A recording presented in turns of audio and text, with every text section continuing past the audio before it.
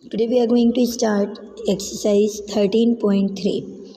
In this exercise, we will get two different shapes whose volumes are equal, and hence when one shape is being recast into another shape, then we have to find its respective radius or height or whatever is the requirement of the question.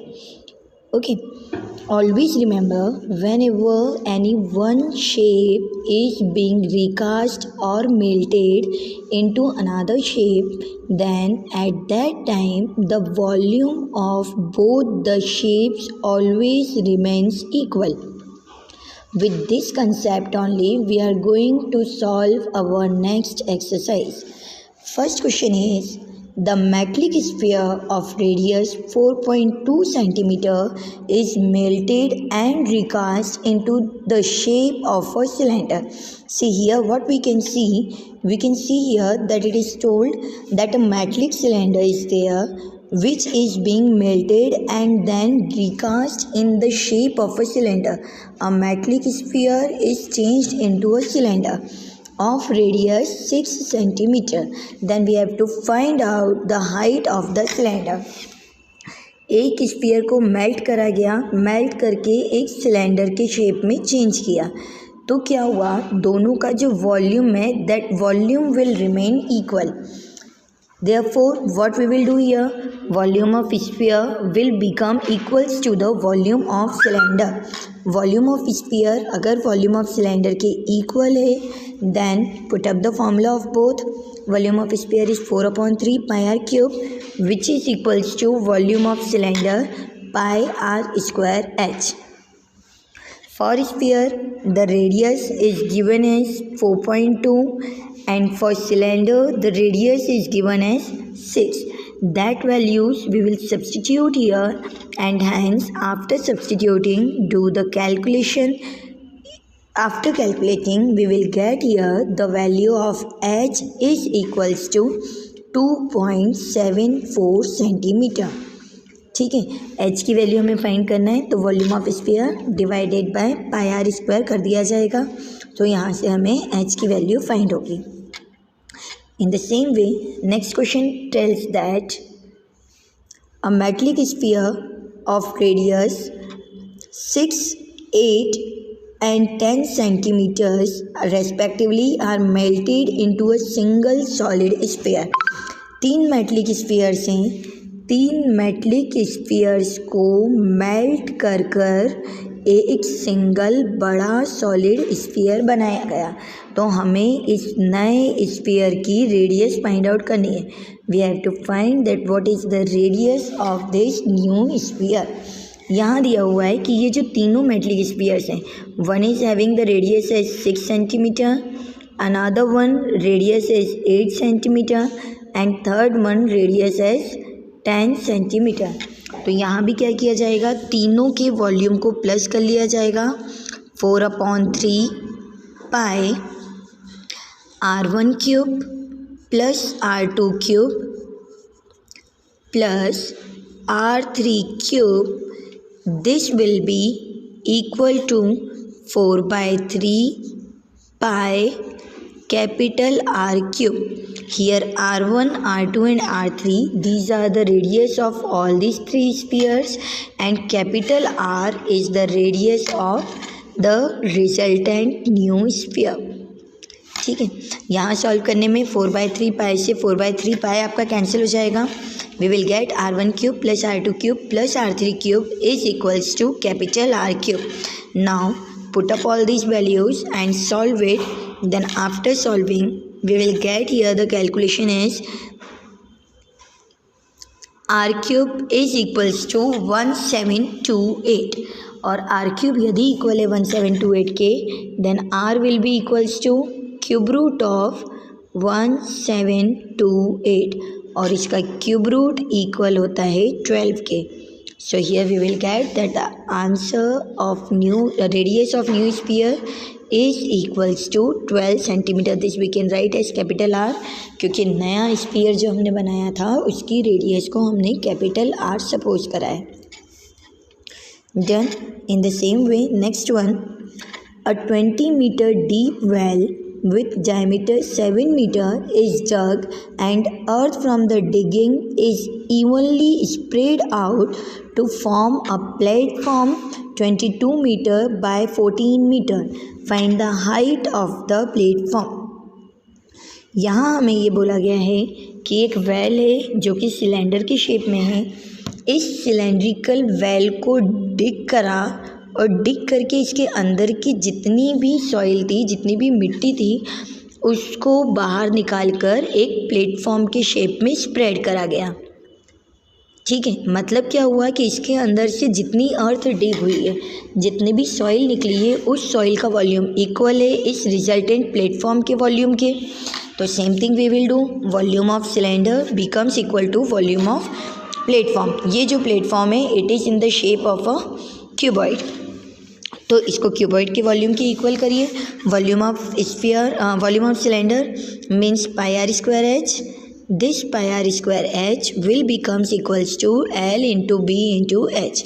Question के according length और breadth हमें given है because platform is spread with dimensions 22 meter by 14 meter.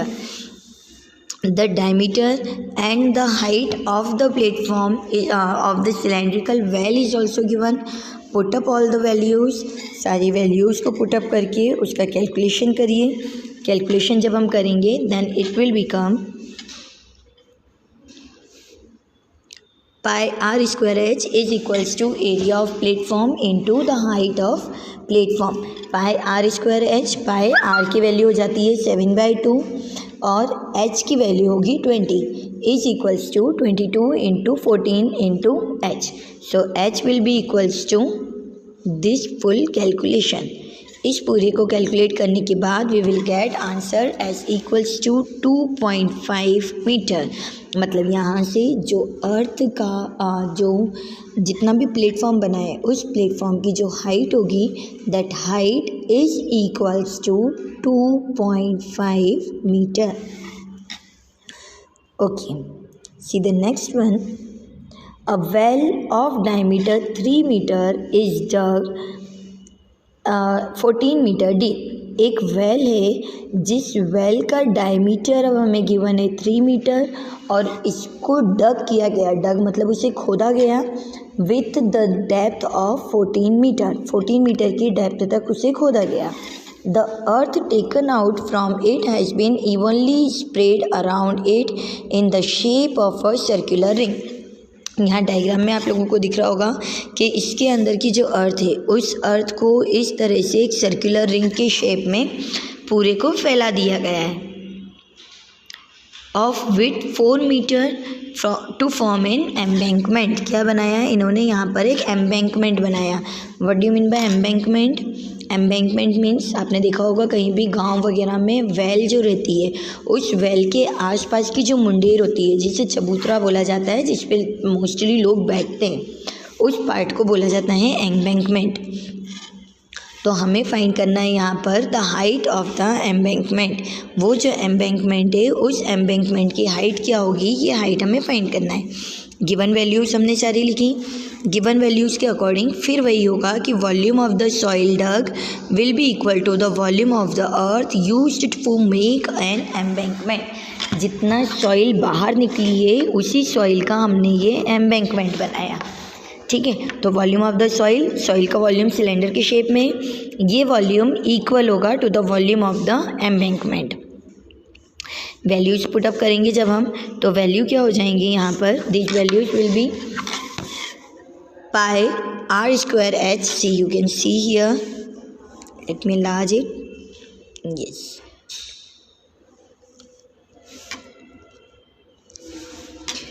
pi r1 square into h1 is equals to pi r2 square minus r1 square into h2.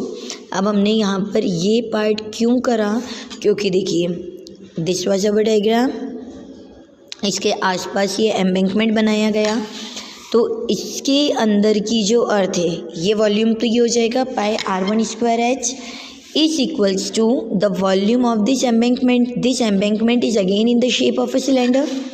ठीक है, तो इसका भी volume वही होगा पाई आर स्क्वायर एच, बट यहाँ radius क्या होगी, इस पूरी रेडियस में से अंदर वाला जो सिलेंड्रिकल पार्ट है ये माइनस कर दिया जाएगा, है ना। जब हम वॉल्यूम निकाल रहे हैं तो वॉल्यूम में अंदर वाला जो सिलेंड्रिकल पार्ट है means this part has been reduced out.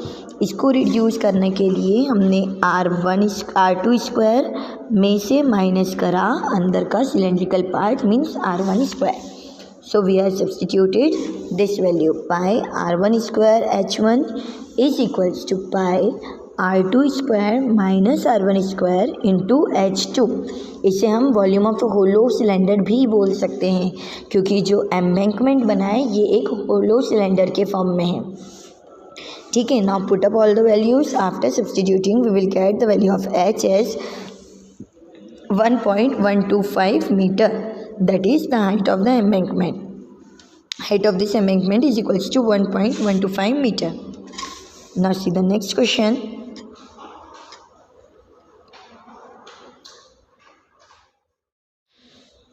Let us move on to question number 5. A container shaped like a right circular cylinder having diameter 12 cm and height 15 cm is full with ice cream. एक container है जिस container में ये given है कि ice cream filled है, the diameter of the container is 12 centimetre and the height of the container is 15 centimetre. The ice cream is to be filled into the cones of height 12 centimetre and diameter 6 centimetre. अब इस container की पूरी ice cream को हमें fill करना है cons में। कोन की भी हमें हाइट और रेडियस गिवन है, having the spherical shape on the top. ये भी गिवन है कि इस कोन के ऊपर एक इस तरह का स्फेरिकल शेप है जो स्कूप रखे जाते हैं ऊपर। Find the number of such cones, तो हमें बताना है कि ऐसे कितने कोन्स होंगे कि पूरी कंटेनर की आइसक्रीम हम इन कोन्स में फिल कर सकेंगे। This number of cones we have to find out. तो हमेशा ध्यान रखिए जब भी हमें किसी चीज़ का नंबर फाइंड करना है तो नंबर फाइंड करने में हम हमेशा दोनों वॉल्यूम्स का को डिवाइड कर देते हैं। तो यहाँ भी हो जाएगा volume of cylinder divided by volume of cone plus volume of hemisphere, क्योंकि जो आइसक्रीम है this is in the shape of cone and hemisphere, ठीक है। तो नंबर हमें फाइंड करने कोन्स के, तो इसका जो वॉल्यूम होगा this volume will come in denominator और जो बिगर वैल्यू है उसका वॉल्यूम आ जाएगा न्यूमरेटर में। So number of volume of cylinder will be equal to the number of cones will be equal to volume of cylinder divided by volume of cone plus volume of hemisphere. Put up all these values, do the calculation. ये देखिए यहाँ पे आप देख सकते हैं,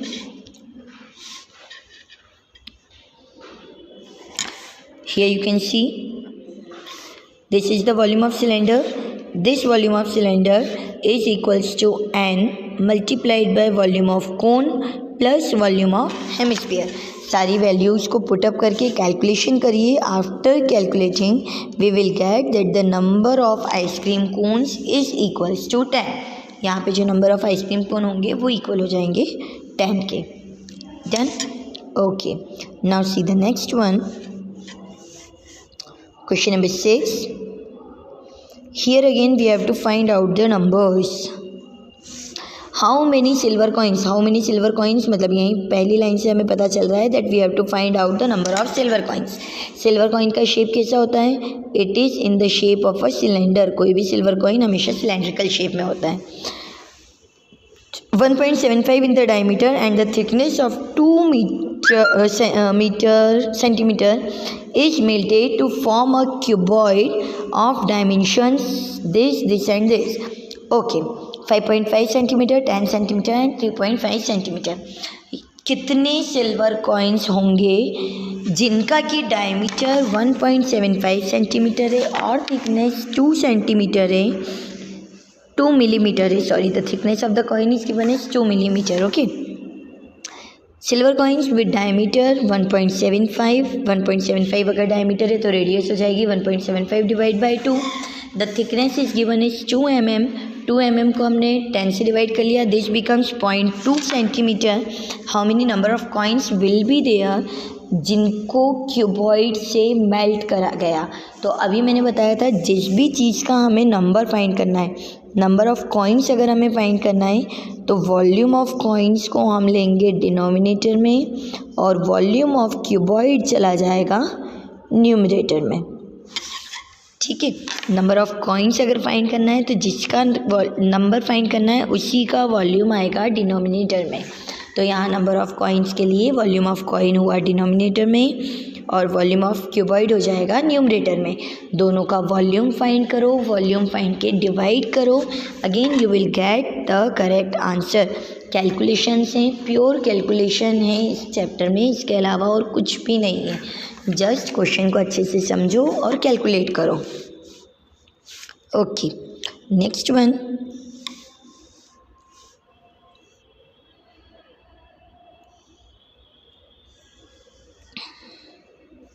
a cylindrical bucket 32 centimeter high and with radius of base 18 centimeter is filled with sand। एक cylindrical bucket है जिसकी रेडियस और हाइट हमें गिवन है। The bucket is empty on A ground पर एम्प्टी किया गया एक कोनिकल हीप के फॉर्म में जिसकी हाइट है 24 सेंटीमीटर। हमें रेडियस और स्लैंट हाइट फाइंड करना है। बहुत इजी सी चीज़ है, एक सिलेंड्रिकल बकेट है, इस बकेट के अंदर सैंड है, इस सैंड को पूरा अर्थ पर डाल दिया गया, अर्थ पे डाला तो ये एक कोनिकल शेप का हीप बना। तो ऑब्वियसली दोनों का जो वॉल्यूम होगा वो इक्वल होगा, मतलब 1/r² will be equals to 1/3 πr²h। Take it as R2 and H2, take this one as R1 and H1, क्योंकि ये R1 और H1 वॉल्यूम ऑफ सिलेंडर हैं, R2 and H2 these are the volume of cone. तो ये values यहाँ पर put करो, value put करके you will get the radius of cone. Radius यहाँ पे हमें मिल जाएगी।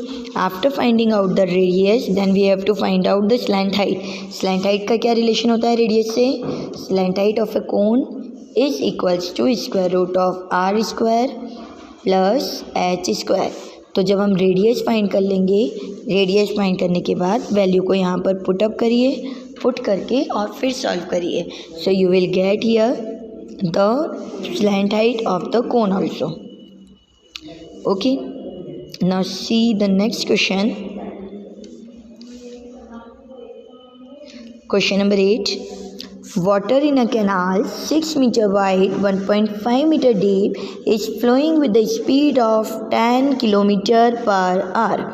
एक कैनाल है जिसमें वाटर 6 मीटर वाइड और 1.5 मीटर डीप है, मतलब ये हो जाएगी उस कैनाल की ब्रेथ, ये हो गई कैनाल की हाइट। और कैनाल की लेंथ कैसे फाइंड होगी? By the speed of the water. This is given as 10 kilometre per hour. Kilometre per hour को हम कन्वर्ट करेंगे मीटर पर मिनट में, so 10 × 1000/60 metre per minute. How much area will it irrigate in 30 minutes? हमें बताना है कि कितना area ये इरीगेट करेगा 30 मिनट में।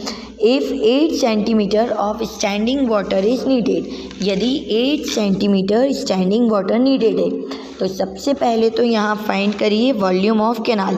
वॉल्यूम ऑफ कैनाल कैसे फाइंड होगा? By length into breadth into height. अब लेंथ अभी हमने देखा, लेंथ क्या होगा? 1000 into 10/60 into the breadth of the canal is 6 and the height is 1.5। इसको सॉल्व करा, 0 0 कैंसिल, 6 से 6 कैंसिल, 1500 मीटर क्यूब। ठीक है, हमें फाइंड करना है इन 30 मिनट्स। 30 मिनट्स के लिए फाइंड करना है तो 30 से मल्टीप्लाई हो जाएगा इसका, और 8 सेंटीमीटर स्टैंडिंग वाटर नीडेड है तो divide by 8। This will be the area of the canal, मतलब वो कितना इरिगेटेड फील्ड कितना होगा उसका एरिया फाइंड करने के लिए पहले आप उसको 30 से मल्टीप्लाई कर दो, 30 से मल्टीप्लाई करके and then divided by 8। Question में एक चीज़ और ध्यान रखना, 8 सेंटीमीटर ऑफ स्टैंडिंग वाटर बोला गया है, और जबकि बाकी सारी वैल्यूज़ जो हैं आपकी वो सारी values is in metre, is equals to 8/100 multiplied by area. ठीक है, 8/100 इंटू एरिया क्यों लिया? क्योंकि जो फील्ड है वो फील्ड एक क्यूबॉइड के शेप में, क्यूबॉइड का एरिया होता है length into breadth into height, cuboid का वॉल्यूम होता है length into breadth into height. It is given as 8 centimetre of standing water. Standing water है मतलब ये इसकी हाइट हो गई। What is the remaining part? Length into breadth, और यही लेंथ इंटू ब्रेड्थ होता है किसी भी रेक्टेंगल का एरिया, इसलिए हमने इसे 8/100 इंटू एरिया लिखा। ठीक है, अब ये सारी वैल्यूज़ को पुटअप करके सॉल्व करो। 1500 इंटू 30 इंटू 100/8, सॉल्व इट।